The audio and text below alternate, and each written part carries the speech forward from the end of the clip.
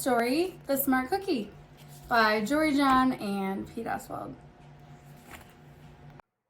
Greetings. I'm a cookie. I live in a bakery on a street corner near a river. Come on in.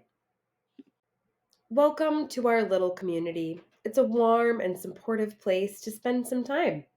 Pretty fantastic, huh? These days, life is sweet, but my journey wasn't always a cakewalk. When I was younger, I couldn't have imagined fitting in here. For a long time, I didn't feel comfortable speaking up or sharing my ideas. I didn't feel like a smart cookie. I wanted to be a cookie who knew all the answers, a cookie who felt confident in a group, a cookie who said, aha, when solving a puzzle, like this, aha! Looking back, I had some trouble in my early days. I went to school in a gingerbread house.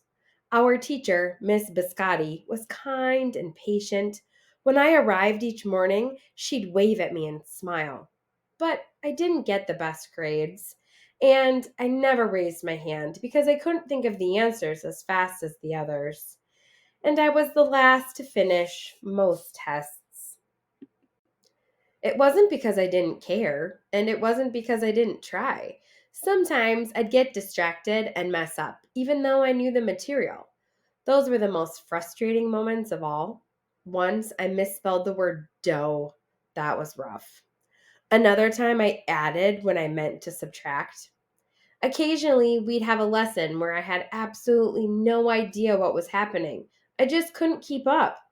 I imagined that my desk was a raft and that I was completely lost at sea because that's what it felt like. At night, I slept in a cookie jar. I had about 6 dozen roommates. Move. You move. No, you move. No, you move. No, you move. I'd stay awake and stare out the window and worry. And it went this way day after day after day. But then something happened that changed everything. It all started with a homework assignment. Ms. Biscotti requested our attention one afternoon. Tonight, I would like you to create something completely original, she announced. It can be anything you want. Please bring it to class tomorrow. That was it. There were no further instructions. Ms. Biscotti winked at me as I gathered my belongings. I felt like I had a million butterflies in my stomach. Create anything? Something original? Due tomorrow? Mm. When I got home, I immediately went to work. At first, I tried a cooking project. The results were half baked. Next, I tried to hammer and nail something. It splintered immediately. Then I tried making a sculpture. It was a complete bust. I wondered if I was about to fail yet another assignment. I was stuck. I stared out the window and watched the rain hit the river. There was something mesmerizing about the water, how it moved in such a chaotic way, swirling around and around, yet ultimately figuring out exactly where it needed to go. Aha! Suddenly, I had an idea. I decided to write something original. A poem. I came up with a title based on how I'd been feeling. My crummy days. After that, the rest of it seemed to fall into place. I wrote and I wrote. I lost track of time. An hour went by in a flash. Aha! I said when I was finished. I couldn't sleep that night, but it wasn't because I was worried. It was because I was excited. I felt like I had really accomplished something. I felt smart. The following day, Ms. Biscotti asked for volunteers to share what we'd created. One kid showed off his original frosting art. Another kid revealed her sprinkle distribution machine. It was neat seeing how everyone was good at such different things. Finally, Ms. Biscotti turned to me. Would you like to share anything? She asked. Gulp, I gulped. I thought I'd probably crumble under the pressure, but I made my way to the front of the classroom. I noticed my hands were shaking, my mouth went dry. This poem is called My Crummy Days, I said. my voice cracking. And then I read it aloud. As I spoke, I noticed some kids nodding at certain lines.